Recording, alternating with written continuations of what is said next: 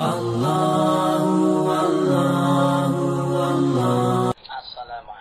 warahmatullahi wabarakatuh.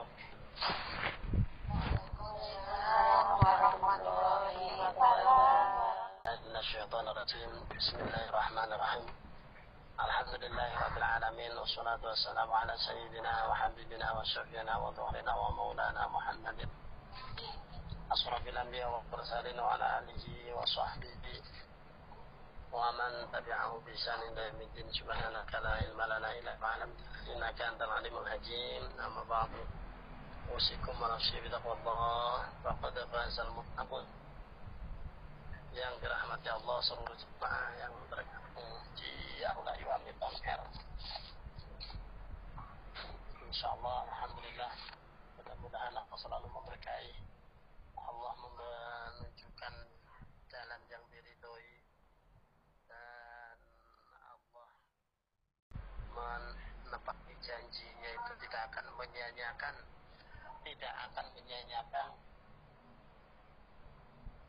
mudah-mudahan Allah tidak menyia-nyiakan orang yang berbuat baik, dan itu sudah janji daripada Allah. Mari kita bersama-sama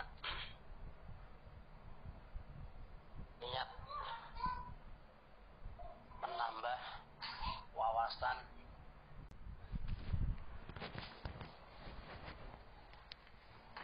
di pagi hari ini. Sebagaimana biasa, saya akan melanjutkan kajian yaitu fikih tradisi yang insya Allah nanti bukunya akan ada di Taiwan, dan panjenengan pun bisa boleh untuk memilikinya untuk bisa melanjutkan kajian fikih ini. Dan nanti bayi yang baru dilahirkan, kenapa saya katakan bahwa ini akan hilang? Karena rata-rata sekarang orang yang melahirkan itu di rumah sakit, ya. Kalau di rumah sakit itu bayi tidak boleh ditengok oleh siapapun, ya, kecuali dokternya, kecuali perawatnya. Ini coba mungkin diteliti. Dan pihak keluarga atau mungkin suaminya pun tidak mampu, ya, untuk protes dalam hal ini. Dan akhirnya bayi itu kita tidak tahu apakah diadani, apa malah disetelkan musik atau apa, kita tidak tahu. Ini kira-kira benar apa enggak? Coba, mungkin Anda, kalau tidak benar-benar dari keluarga itu respon, itu akan tertinggal, tidak protes, tidak apa, ya. Kalau toh, ya, umpama diadani, kadang-kadang sudah selang waktu yang beberapa saat, ya, tidak begitu, bayi itu dilahirkan dan bagaimana mensikapinya, ya, bagaimana mensikapinya daripada tidak sama sekali. Memang hukumnya tidak wajib, ya, tapi ada tuntunan. Dan sekarang dibuktikan banyak sekali bayi-bayi yang umurnya sudah dewasa, umur 15 tahunan, bahkan umur 45, kadang-kadang udah blege itu saporete, ya, apa-apa itu udah ya, jauh dari Allah. Dan kadang-kadang mereka melakukan hal-hal yang yang tidak terpuji, bahkan ya Masya Allah, ya karena ini ya mungkin memang ya jebakan alam, ya jebakan setan yang sudah menjanjikan bahwa akan menggoda manusia. Mungkin sejak begitu lahir ya sampai mati itu dari arah depan, belakang, kanan, kiri itu di pepet atau di apa ya istilah kok dipepet ya bahasa Indonesianya dimusnahkan. ya bukan apa itu ya di kalau ibaratnya lubang itu disumpel apa itu namanya Disekat. ya mungkin ya di situ juga agak lumayan mewakili ya akhirnya apa dari kanan kiri depan itu sudah disekat ya seolah-olah tidak ada kesempatan untuk itu ya dari mulai ini makanya Dibatasi ya, ya mungkin ya dibatasi kan berarti masih ada ruang tapi kadang-kadang nggak ada sama sekali ini ya, harus apa yang namanya kita sadar kadang momen saat itu bayi dikala bapak baru lahir itu diharapkan apa kalam atau suara yang masuk ke dalam telinganya itu adalah lafal Allah atau adzan. Nah sekarang adzan sudah mulai ya setannya lewat itu tadi ya kalau umpama dokternya itu dokter mungkin yang nggak peduli terus dokternya juga dokter yang dia itu nggak seneng dengan adanya kayak gini dengan adanya adzan dan sebagainya mengatakan bahwa itu bid'ah apa dan sebagainya itu dokter umpama perawatnya ya mungkin masih ada kesempatan jika perawatnya dan sebagainya dia memberi kesempatan untuk suaminya atau keluarganya untuk adzan. Nah ini kemarin itu pun sudah jangka waktu yang dia beberapa saat nggak serta merta begitu langsung selesai dimandiin dibersihkan langsung mereka dipanggil untuk adzan. Enggak, kadang-kadang sudah sehari baru kalau nggak diprotes. Ini harap hati-hati. Maka dari itu kita sebagai orang tua ya apalagi ya ini secara umum bahwa ini memang harus diungkap ya harus diungkap untuk menjadi pelajaran bagi kita untuk melawan apa ya melawan itu tadi sekatan setan yang berwujud apapun sampai berwujud manusia sekalipun. Nah mulanya nggak aneh atau kalau untuk anak-anak sekarang itu tidak bagi anak-anaknya itu jangan kaget karena kadang-kadang kayak begitu dia ada ini terlambat ya mungkin ya orang-orang yang dulu yang masih lugu dengan itu ya kalau sekarang ya memang risiko ya risiko melahirkan di rumah terima ngeden dewe sama dukun bayi itu juga ya berisiko ya tapi ya itu tadi ketakutan risiko itu yang menjadikan justru permasalahan itu memang semakin memperpanjang. Nah, apa yang harus dilakukan? Ya itu tadi itu. Begitu lahir dan sebagainya pesan sebelumnya kepada dokter atau itu. Tapi tolong Pak Dokter atau tolong Bu Bidan setelah selesai di ini berikan kesempatan ayahnya atau siapa untuk adzan. Gitu. Harusnya begitu. Nah, kalau dia ngayel tapuk lambe ini. Enggak boleh setan ini jelas. Sudah itu jelas itu setan itu. Ya, jadi jangan kaget para anak sepengalaman. Jadi nanti kepada anak-anaknya itu jangan biarkan ya hal-hal yang sepele ini terlupakan atau yang diberikan Allah Subhanahu wa taala kepada sebuah keluarga. Namun anak juga merupakan amanah Allah Subhanahu wa taala yang mesti dijaga, dirawatnya serta dididiknya oleh kedua orang tuanya.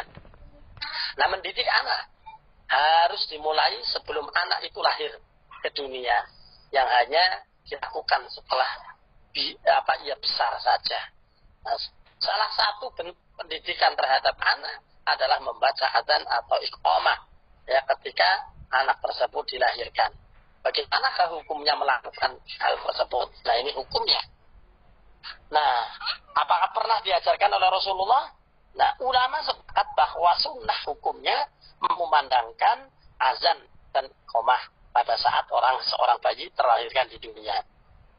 Wa yundabul adanu li umuril ukhra ghairu salati minha adanu fi udunil mauludi yumna inda wiladatihi kama tundabu iqamatu fi yusra.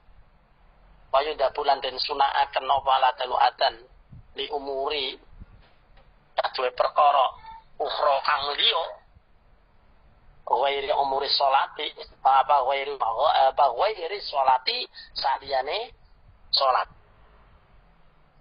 Ya saliyane urutan sholat. Kalau sholat sudah jelas minha, ya setengah saking ya perkara sing disunahake adan itu al adanu adan fi udunil mauludi ing dalam ya ing kupinge, ya ing kupinge mauludi bayi kang den lairaken al yumna kang kiwe nginda wiladatin alikane den lairakene bayi matundabul iqamah kaya mengkono uga di sunah disunahaken apa al-qamatu iqamah fil yusra ing dalam kuping kiwe. Nah, kesunahan ini dapat diketahui dari sabda Rasulullah SAW. Ternyata ada hadisnya yang diriwayatkan oleh Ubaidillah Nabi Abi Rafi', yaitu di dalam Sunan Abu Dawud. Ini kitab yaitu termasuk kutubus sittah.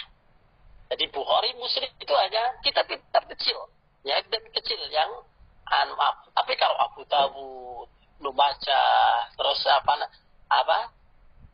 dan itu ada 6 yang dikenal yaitu kutubus sittah. Nah, apa itu? An Ubaidillah bin Abi Rafi' an abihi qala ra'aitu Rasulullah sallallahu alaihi wasallam adzan sapa Rasulullah fi uduni Hasanin ing dalem yo tali ngane Sayyidina Hasan Ibnu Ali ayo dadi putrane Ali aina walad nalikane laire Sayyidina Hasan.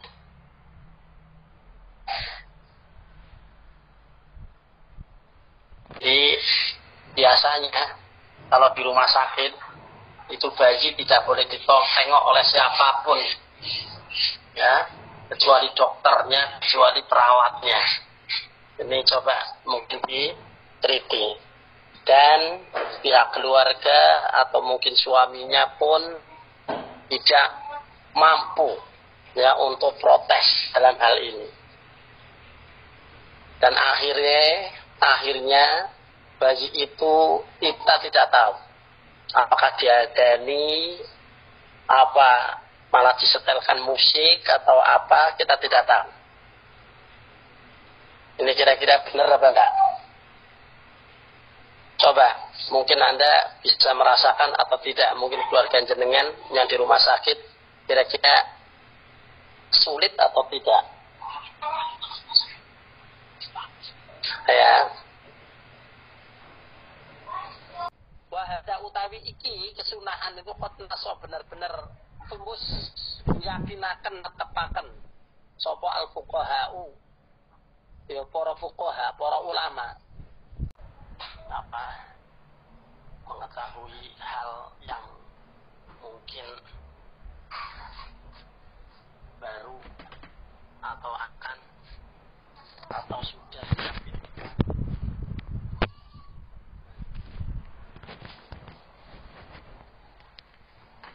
di pagi hari ini sebagaimana biasa saya akan melanjutkan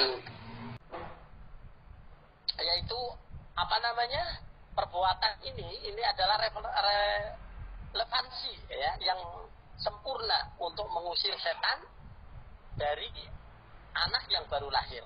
Nah, ini kan jadi sudah jelas bahwa ternyata adzan ini adalah untuk mengusir setan. Ya, mengusir setan yaitu dari bayi yang baru lahir dengan apa? Dengan suara adzan. Nah, ini wafihi ya, munasabatun tamatan dipertil yang di disyayatin bihi anil mauludi. Jadi bahwa adzan ya yang begitu itu ternyata sangat ya sangat cocok sekali ya untuk mengusir setan dari diri anak yang baru dilahirkan.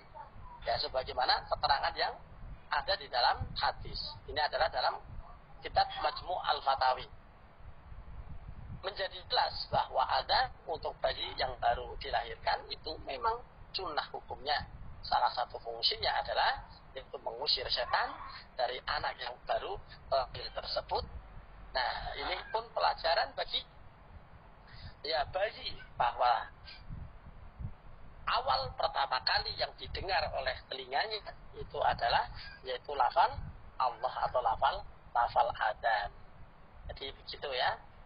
Tadi yang saya sampaikan ya mohon untuk disebar, untuk disampaikan kepada keluarga panjenengan.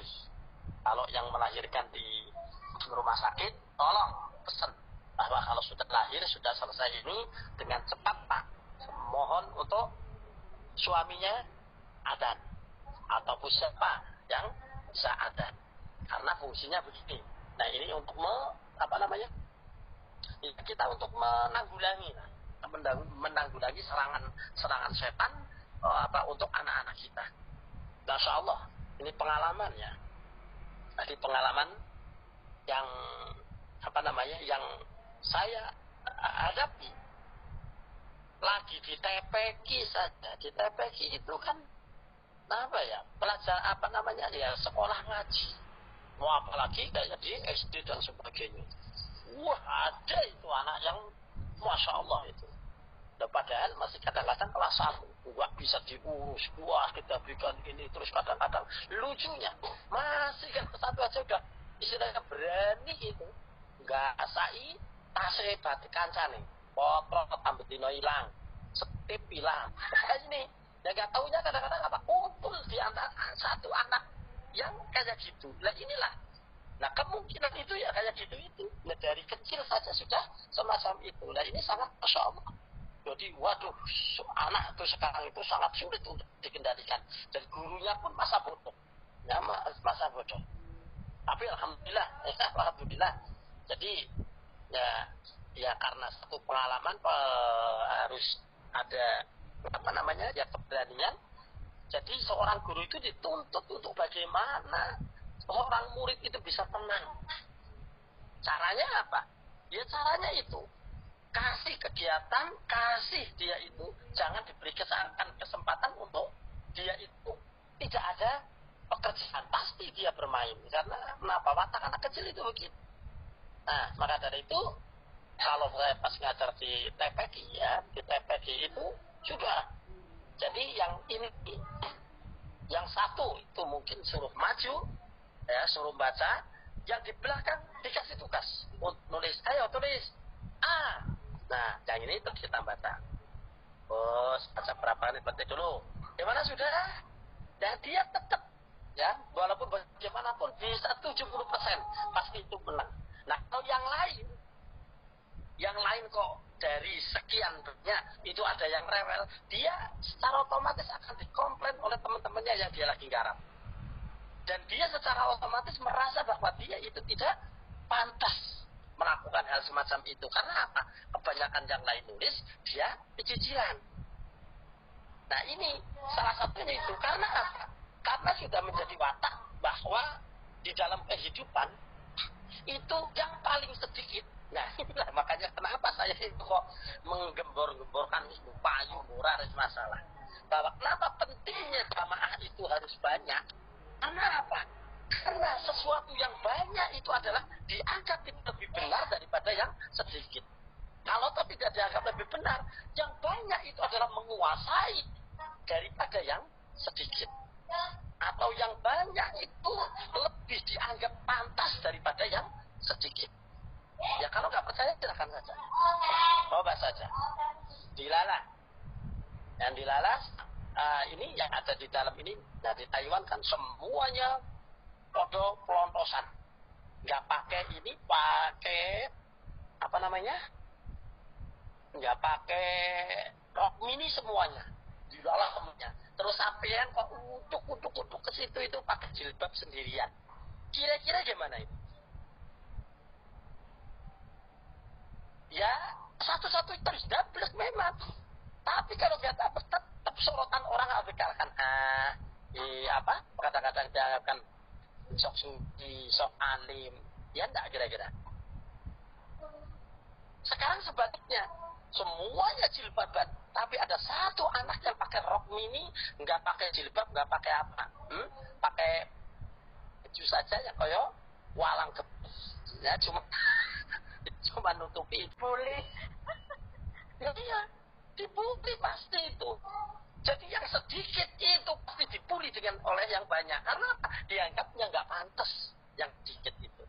Tapi sama-sama ini hal benar. Sampai jilbaban sendiri yang di antara kalangan orang itu dilarang dengan gorok minnya. Ya Allah di fokal jamaah. Jadi tangan Allah, kekuasaan Allah, kekuatan Allah itu ada di jamaah. Walaupun dia itu orang-orang zalim, walaupun akhirnya Allah berjanji akan mengalahkan, tapi pasti akan apa itu namanya, walaupun dia zalim, tapi akan dimenangkan terlebih dahulu oleh Allah. Karena apa? Itu tadi untuk menghargai banyaknya mereka. Makanya dia kekuatan kuat itu biasanya. Tapi nanti lambat laun ya tetap terkalahkan. Tapi kan urusannya belakang. Tapi kalau sudah kita banyak dengan kebaikan, banyak dengan ini, maka yaitu tadi. Maka benar sahabat Ali menyatakan bahwa apa? Hakun bila nidham yaghlibul batil binidham. Kebaikan itu apa? Yang tidak dengan nidham itu ya kebersamaan, atau mungkin ya dengan manajemen yang baik, mungkin ya dengan kekompakan, itu akan terkalahkan dengan kebatilan, tapi dia kompak. Nah ini maka benar itu, maka itu yaitu tadi itu. Nah sampai hari ini pun begitu terjadi dan akan terus terjadi. Mungkin itu untuk kajian pagi hari ini. Insyaallah besok kita akan saya menyampaikan tentang lafal adzan, tapi kayaknya lafal adzan sudah pada apalah. Tapi nanti akan kita loncat-loncat maka menurut sesuai keadaan. Kalau musim haji kita bacakan tentang masalah haji. Kalau musim kemarin maulud kita bacakan tentang maulud. Jadi itu lebih spesifik atau lebih dekat dengan yang sedang dilakukan. Mungkin itu. Sekian, kurang lebihnya minta maaf. Assalamualaikum warahmatullahi wabarakatuh. Waalaikumsalam warahmatullahi wabarakatuh.